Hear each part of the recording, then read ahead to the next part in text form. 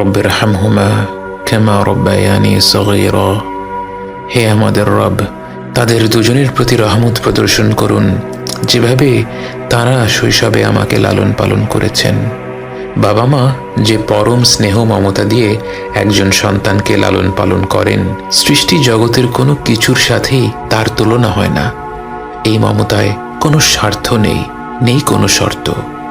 যখন আমরা আল্লাহর কাছে বাবা মায়ের জন্য দোয়া করি, আমরা পৃথিবীর পবিত্রতম মমতার কথা উল্লেখ করে রব্বুল আলামিনকে বলি, আমার রব, আপনি এইভাবেই তাদের উপর রহম করুন। বাবা মায়ের জন্য এই দোয়াটি পবিত্র কোরআনের মাধ্যমে আল্লাহই আমাদের শিখিয়েছেন।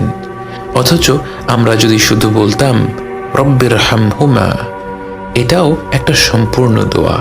এর অর্থ, হে রব, আপনি তাদের দুজনের উপর রহম করুন।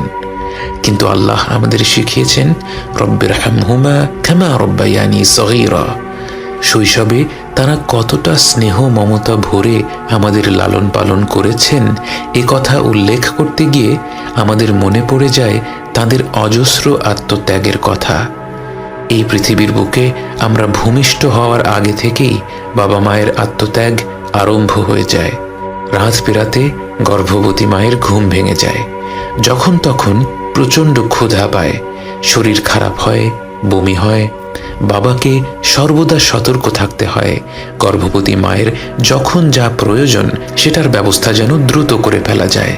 জন্মের পর থেকে বাবা মায়ের সময়সূচি বাচ্চাকে ঘিরেই গড়ে ওঠে।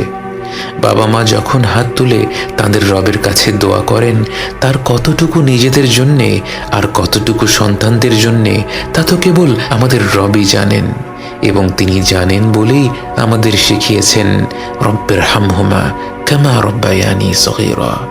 এই রব, আপনি তাদের দুজনের উপর রহম করুন, যেভাবে তারা শৈশবে আমাকে লালন পালন করেছেন।